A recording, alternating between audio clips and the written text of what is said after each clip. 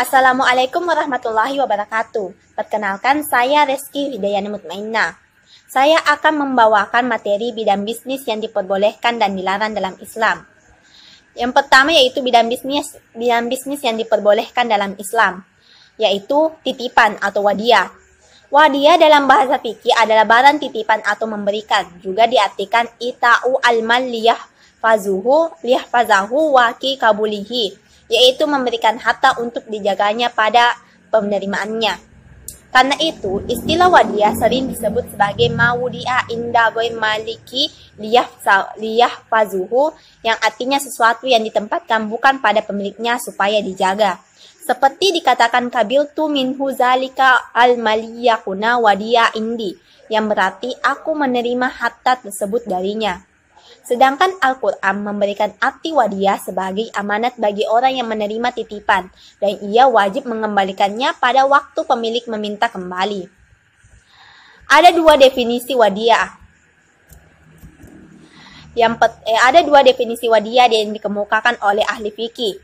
Pertama, ulama mazhab Hanafi mendefinisikan wadiyah dengan mengikutsertakan orang lain dalam memelihara harta, baik dengan ungkapan yang jelas, melalui tindakan maupun melalui isyarat. Misalnya, seseorang berkata kepada orang lain, "Saya titipkan tas saya ini kepada Anda." Lalu, orang itu menjawab, "Saya terima." Maka sempurnalah akad wadiyah. Atau seseorang menitipkan buku kepada orang lain dengan mengatakan, "Saya titipkan buku saya ini kepada Anda."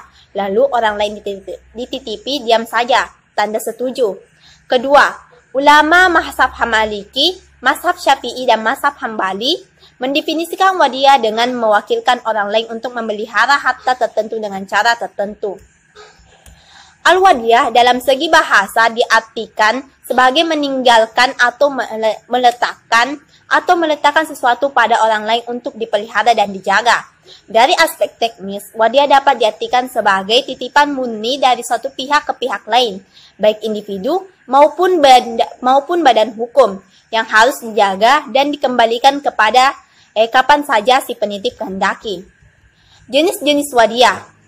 Wadiyah ada dua jenis, yaitu wadiyah yat amanah, yaitu barang yang dititipkan sama sekali tidak boleh digunakan oleh pihak yang menerima titipan, sehingga dengan demikian pihak yang menerima titipan tidak bertanggung jawab terhadap risiko yang menimpa barang yang dititipkan. Penerima titipan hanya punya kewajiban mengembalikan barang yang dititipkan pada saat diminta oleh pihak yang menitipkan secara apa adanya. Yang kedua, wadiyah yat damanah adalah titipan terhadap barang yang dapat dipergunakan atau dimanfaatkan oleh penerima titipan, sehingga pihak penerima titipan bertanggung jawab terhadap risiko yang menimpa barang sebagai akibat dari penggunaan atas suatu barang, seperti risiko kerusakan dan sebagainya. Tentu saja penerima titipan wajib mengembalikan barang yang dititipkan pada saat diminta oleh pihak yang menitipkan. Selanjutnya, rukun wadiyah.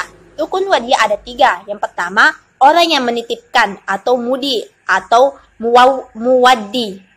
Yang kedua, orang yang menerima titipan atau disebut muda atau mustaudah. Yang ketiga adalah ijab kabul atau sigat. Syarat-syarat wadiyah. Yang pertama itu syarat-syarat untuk benda yang dititipkan. Syarat-syarat benda yang dititipkan sebagai berikut. Yang pertama, benda yang dititipkan disyaratkan harus benda yang bisa untuk disimpan. Yang kedua, Syafi'iyah dan Hambaliyah mensyaratkan benda yang dititipkan harus benda yang mempunyai nilai atau dipandang sebagai mal walaupun najis. Syarat-syarat sigat. Sigat akad adalah ijab dan kabul. Syarat sigat adalah ijab harus dinyatakan dengan ucapan atau perbuatan. Syarat orang yang menitipkan atau al-mudi. Yang pertama, berakal. Dengan demikian tidak sah wadiyah dari orang gila dan anak yang belum berakal. Yang kedua, balik. Syarat ini dikemukakan oleh Syafi'iyah. Dengan demikian menurut Syafi'iyah, wadiyah tidak sah apabila dilakukan oleh anak yang belum balik atau masih di bawah umur. Yang keempat adalah syarat orang yang dititipi atau al-muda. Yang pertama yaitu berakal. Tidak sah wadiyah dari orang gila atau anak yang masih di bawah umur. Yang kedua, balik. Syarat ini dikemukakan oleh jumhur ulama. Akan tetapi, Hanafiyah tidak menjadikan balik sebagai syarat untuk orang yang dititipi, melainkan cukup ia sudah mumayyiz. Malikiyah mensyaratkan orang yang dititipi harus orang yang diduga kuat mampu menjaga barang yang dititipkan kepadanya. Selanjutnya landasan hukum wadiyah. Yang pertama yaitu firman Allah Subhanahu wa taala pada Quran surah An-Nisa ayat 58. Yang kedua firman Allah Subhanahu wa taala pada Quran surah Al-Maidah ayat 1. Yang ketiga firman Allah Subhanahu wa taala pada surat An-Nisa ayat 6. Yang keempat hadis riwayat Abu Daud dan Al-Tirmizi yang bunyinya, tunaikanlah amanat itu kepada orang yang memberikan amanat kepadamu dan janganlah kamu mengkhianati orang yang mengkhianatimu. Bismillahirrahmanirrahim. Perkenalkan, nama saya Fitri. Saya akan melanjutkan materi, yaitu yang kedua, bagi hasil atau syirkah. Syirkah secara etimologi adalah percampuran, yakni bercampurnya salah satu dari dua harta dengan harta lainnya, tanpa dapat dibedakan antara keduanya. Menurut Malikiyah, syirkah atau perkongsian adalah izin untuk mendayagunakan harta yang dimiliki dua orang secara bersama-sama oleh keduanya, yakni keduanya saling mengizinkan kepada salah satunya untuk mendayagunakan harta milik keduanya.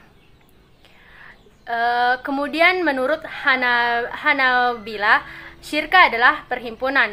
Perhimpunan adalah hak atau kewenangan atau pengolahan harta atau tasarruf. Menurut Syafi'iyah, syirkah ialah ketetapan hak pada sesuatu yang dimiliki dua orang atau lebih dengan cara yang masyhur atau diketahui. Menurut Hanafiyah, syirkah ialah ungkapan tentang adanya transaksi atau akad antara dua orang yang bersekutu pada pokok harta dan keuntungan. Kemudian jenis-jenis syirkah. Yang pertama, perkongsian amlak. Perkongsian amlak adalah dua orang atau lebih yang memiliki barang tanpa adanya akad. Yang kedua, perkongsian ukud. Perkongsian ukud adalah bentuk transaksi yang terjadi antara dua orang atau lebih untuk bersekutu dalam harta dan keuntungannya. Yang ketiga, syirkah inan. Syirkah inan adalah suatu persekutuan atau kerjasama antara dua pihak dengan harta atau modal untuk diperdagangkan dan keuntungan dibagi di antara mereka. Yang keempat, syirkah mufawadah. Mufawadah dalam arti bahasa adalah al-musawah, yang artinya persamaan. Syirkah ini dinamakan syirkah mufawadah karena di dalamnya terdapat unsur persamaan dalam modal, keuntungan, melakukan tasarruf, dan lain-lainnya. Yang kelima, syirkah wujuh. Syirkah wujuh didefinisikan oleh Sayyid Sabit adalah pembelian yang dilakukan oleh dua orang atau lebih tanpa menggunakan modal. Yang keenam, syirkah abdan. Syirkah abdan didefinisikan oleh Sayyid Sabit adalah kesepakatan antara dua orang atau lebih untuk menerima suatu pekerjaan dengan ketentuan upah kerjanya dibagi di antara mereka sesuai dengan kesepakatan. Kemudian syarat-syarat syirkah. Yang pertama, syirkah ukud. Tasarruf yang menjadi objek akad syirkah harus bisa diwakilkan. Pembagian keuntungan harus jelas. Keuntungan harus merupakan bagian yang dimiliki bersama secara keseluruhan. Yang kedua, syirkah mual. Modal syirkah harus berupa barang yang ada dan harus berharga secara mutlak. Yang ketiga, syirkah inan. Yang keempat, syirkah mufawadah. Syirkah mufawadah, masing-masing anggota serikat memiliki kecakapan untuk melakukan wakalah dan kafalah, yaitu harus merdeka, balik, berakal, dan cerdas. Persamaan dalam modal, baik ukuran maupun harganya, sejak awal sampai akhir. Pembagian keuntungan harus sama. Kemudian syirka wujuh. Apabila bentuk syirka ini mufawadah, maka berlakulah syarat-syarat syirkah mufawadah atau persamaan dalam berbagai hal. Akan tetapi, apabila bentuknya syirka inan, maka tidak ada persyaratan syirkah. Tidak ada persyaratan. Seperti syirkah mufawadah dan pembagian keuntungan dan sebagainya. Yang keenam, syirk abdan. Apabila bentuk syirka amal ini mufawadah, maka berlakulah syarat-syarat syirkah mufawadah sebagaimana yang telah dijelaskan tadi. Apabila bentuk syirka inan, maka tidak ada persyaratan. Syirkah mufawadah tersebut kecuali kecakapan dalam wakilah. Kemudian landasan hukum syirkah. Yang pertama, Quran surah An-Nisa ayat 12. Yang kedua, Quran surah Shad ayat 24. Yang ketiga, As-Sunnah, yaitu dari Abu Hurairah yang dirafa'kan kepada Nabi SAW berfirman, aku adalah yang ketiga pada dua orang yang bersekutu, selama salah seorang dari keduanya tidak mengkhianati temannya. Aku akan keluar dari persekutuan tersebut apabila salah seorang mengkhianatinya. Hadis riwayat Abu Daud dan Hakim, dan menyahihkan sanadnya. Yang keempat, al-ijma. Umat Islam sepakat bahwa syirka dibolehkan, hanya saja mereka berbeda pendapat tentang jenisnya. 3. Jual beli atau tijarah. Jual beli menurut bahasa artinya menjual, mengganti, atau menukar. Kata dalam bahasa Arab biasanya digunakan untuk pengertian lawannya, yaitu kata beli. Dengan demikian, kata jual juga berarti kata beli.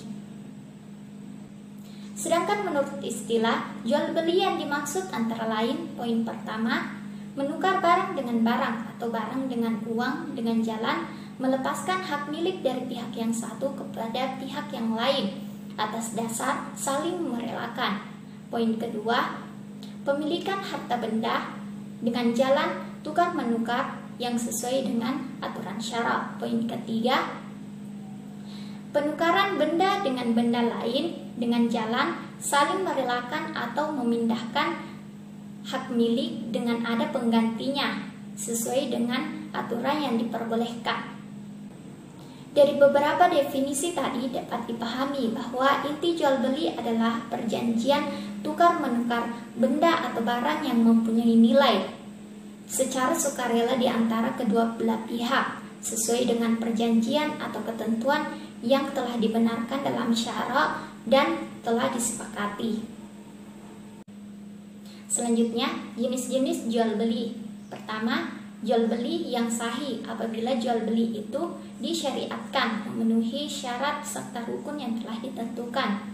Kedua, jual beli yang batil apabila jual beli itu salah satu atau seluruh rukunnya tidak terpenuhi dan sifatnya tidak disyariatkan. Dilihat dari jenisnya, jual beli batil itu adalah jual beli sesuatu yang tidak ada, menjual barang yang tidak bisa diserahkan kepada pembeli, jual beli yang mengandung unsur penipuan, jual beli barang-barang najis, jual beli yang bentuknya melalui perjanjian-perjanjian, jual beli air sungai, air laut, air danau, dan air yang tidak bisa dimiliki oleh seseorang, karena air yang tidak dimiliki oleh seseorang tersebut merupakan hak milik seluruh umat manusia dan tidak boleh diperjualbelikan. Yang ketiga yaitu jual beli yang valid. Selanjutnya, rukun dan syarat jual beli. Rukun jual beli antara lain orang yang berakad, yaitu penjual dan pembeli, sikot atau hafal, ijab kabul. Ada barang yang dibeli dan ada nilai tukar pengganti barang. Syarat jual beli antara lain syarat orang yang berakal, syarat yang terkait dengan ijab kabul, syarat yang terkait dengan barang yang diperjualbelikan, dan syarat nilai tukar atau harga barang. Selanjutnya, landasan hukum jual beli. Pertama, terdapat dalam Quran Surah Al-Baqarah ayat 275. Kedua, terdapat dalam Quran Surah Al-Baqarah ayat 198. Ketiga, Dalam sabda Rasulullah disebutkan, Nabi Shallallahu Alaihi Wasallam pernah ditanya, apakah profesi yang paling baik? Rasulullah menjawab, usaha tangan manusia sendiri dan setiap jual beli yang diberkati. Hadis riwayat Al-Bazzar dan Al-Hakim. Keempat, sabda Rasulullah, jual beli itu atas dasar suka sama suka. Hadis riwayat Tirmizi. Selanjutnya yaitu sewa atau ijarah. Al-ijarah berasal dari kata al-ajru yang arti menurut bahasa adalah iward yang arti dalam bahasa Indonesianya ialah ganti dan upah. Secara etimologi, ijarah bermakna menjual atau manfaat. Ulama Hanafiyah berpendapat, ijarah adalah akad atas suatu kemanfaatan dengan pengganti. Sedangkan ulama Syafi'i, ia berpendapat bahwa ijarah adalah akad atas suatu kemanfaatan yang mengandung maksud tertentu dan mubah, serta menerima pengganti atau kebolehan dengan pengganti tertentu. Selanjutnya yaitu jenis-jenis ijarah. Ijarah yang berhubungan dengan sewa jasa, yaitu memperkerjakan jasa seseorang dengan upah sebagai imbalan yang disewa. Ijarah yang berhubungan dengan aset atau properti, yaitu memindahkan hak untuk memakai dari aset atau properti tertentu. Syarat-syarat dan ketentuan ijarah. Rukun dan syarat ijarah. Yang pertama yaitu sikhat ijarah, yaitu ijab dan kabul, berupa pernyataan dari kedua belah pihak yang berakad. Yang kedua yaitu pihak yang berakad seperti atas pemberi sewa, pengguna jasa. Ketiga, objek akad ijarah adalah manfaat barang dan sewa atau manfaat jasa dan upah. Ketentuan ijarah. Yang pertama, objek ijarah adalah manfaat dari penggunaan barang atau jasa. Yang kedua, manfaat barang atau jasa harus bisa dimulai dan dapat dilaksanakan dalam. Yang ketiga yaitu manfaat barang atau jasa yang bisa dinilai dilaksanakan dalam kontrak. Yang keempat adalah manfaat barang atau jasa yang harus bersifat dibolehkan atau tidak diharamkan. Yang kelima yaitu kesanggupan memenuhi manfaat harus nyata sesuai dengan syariah. Jenis barang-barang jasa yang disewakan. Jenis barang atau jasa yang disewakan yaitu ada 4. Barang modal seperti aset tetap, misalnya bangunan, gedung, kantor, ruko, dan lain-lain. Yang kedua yaitu barang produksi seperti mesin, alat-alat berat, dan lain-lain. Yang ketiga yaitu barang kendaraan transportasi, misalnya darat, laut, dan udara. Yang keempat yaitu jasa untuk membayar ongkos, seperti uang sekolah atau kuliah, tenaga kerja, hotel, angkutan, dan transportasi. Dasar hukum ijarah. Yang pertama yaitu Quran Surah Al-Zukhruf ayat 32. Yang kedua yaitu Quran Surah Al-Baqarah ayat 233. Yang ketiga yaitu Quran Surah Al-Qasya ayat 26. Yang keempat yaitu hadis riwayat Ibnu Majah dan Ibnu Umar bahwa Nabi bersabda, berikanlah upah pekerja sebelum keringatnya kering. Baik, bismillahirrahmanirrahim. Saya akan membahas tentang bidang bisnis yang dilarang, yaitu 1. Geraha. Geraha menurut bahasa artinya keraguan, tipuan, dan tindakan yang bertujuan untuk merugikan pihak lain. Jenis-jenis geraha yaitu 1. Jual beli barang yang belum ada atau madun, seperti jual beli habal al-habah. 2. Jual beli barang yang tidak jelas atau maju, baik yang mutlak. 3. Jual beli barang yang tidak mampu diserah terimakan. Landasan hukum geraha yaitu 1. Quran Surah An-Nisa ayat 2, Surah Al-Baqarah ayat 18, hadis riwayat Basar dan Sohi Al-Hakim. Dari Rifa'ah bin Rokib, Nabi pernah ditanya apakah profesi yang paling baik?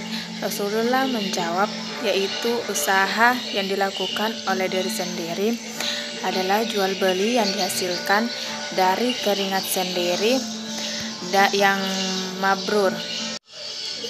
2. Al-maisir. Maisir adalah transaksi yang digantungkan pada suatu keadaan yang tidak pasti dan bersifat untung-untungan. Identik dengan kata maisir adalah qimar. Menurut Muhammad Ayub, baik maisir maupun qimar dimaksudkan sebagai permainan untung-untungan. Agar bisa dikategorikan jadi harus ada 3 unsur yang harus dipenuhi, yaitu 1. Adanya taruhan harta atau materi yang berasal dari pihak yang berjudi.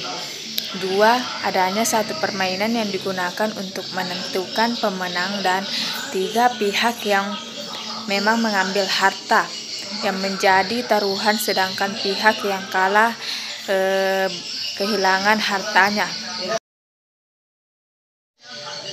Landasan hukum tentang al-maisir yaitu 1. Quran surah Al-Maidah ayat 92 dari As-Sunnah, yaitu barang siapa, Rasulullah bersabda, barang siapa yang mengatakan kepada saudara-saudaranya, mari aku bertaruh denganmu, atau hendak dia bersedekah. Ketiga, mengurangi timbangan. Takaran adalah alat yang digunakan untuk menakar. Mengurangi timbangan dan takaran adalah mengurangi ukuran atau jumlah barang yang ditimbang atau ditakar. Tindakan seperti ini adalah tindakan curang yang harus dijauhi. Landasan hukum mengurangi timbangan yaitu Quran surah Al-Mutaffifin ayat 1-3, Quran surah Asy-Syura ayat 181-183, Quran surah Al-Isra ayat 35. Nabi Shallallahu alaihi wasallam bersabda, dan tidaklah mereka berbuat curang, tidak menakar dan menimbang, melainkan mereka akan ditimpa kekeringan, mahalnya biaya hidup. Dan Nabi Muhammad SAW bersabda, tidaklah mereka berbuat curang ketika menakar dan menimbang, melainkan mereka akan ditimpa kekeringan, maka hidup dan kesaliman para penguasa. Bismillahirrahmanirrahim. Perkenalkan, nama saya Sindasari. Saya ingin melanjutkan dari saudari Fira, yaitu mengandung riba. Di antara akad jual beli yang dilarang dengan pelanggaran yang keras antara lain adalah riba. Yang dalam hal ini, riba berarti kelebihan atau tambahan. Secara bahasa bermakna tambahan, tumbuh dan menjadi tinggi. Sedangkan menurut terminologi syara, riba berarti akad untuk satu ganti khusus tanpa diketahui perbandingannya dalam penilaian syariat ketika berakad atau bersama dengan mengakhirkan kedua ganti atau salah satunya.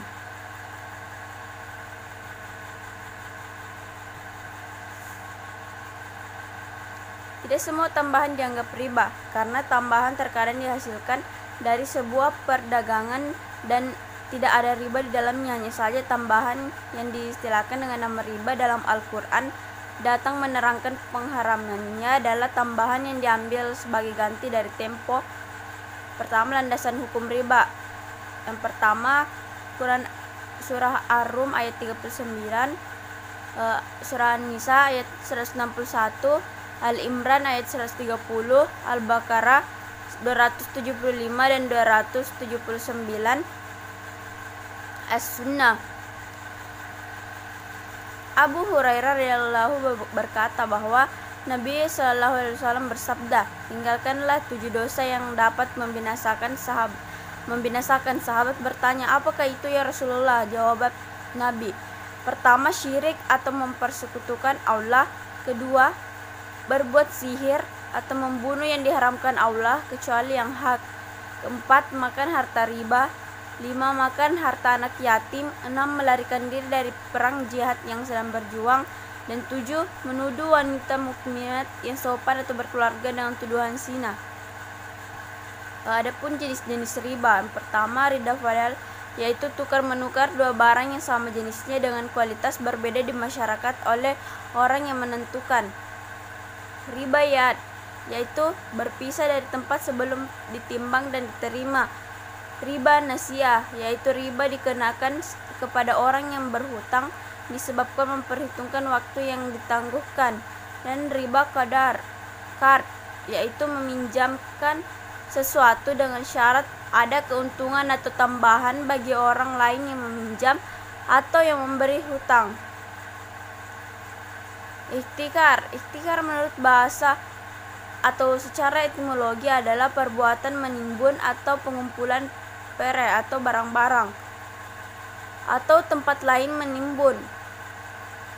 Sedangkan menurut Iman Fairuz Abadi mengartikan ihtikar secara bahasa adalah mengumpulkan pemenahan barang dengan harapan untuk mendapatkan harga dan dengan mahal. Ikhtiar menurut istilah ikhtiar atau secara terminologis adalah menahan atau menimbun barang-barang pokok manusia untuk dapat meraih keuntungan dengan menaikkan harga serta menunggu melonjaknya harga di pasaran. Landasan hukum ikhtiar. Yang pertama, Quran surah Al-Hasyr ayat 7, Al-Maidah ayat 2, Al-Hajj ayat 78, Al-Maidah ayat 6 dan As-Sunnah.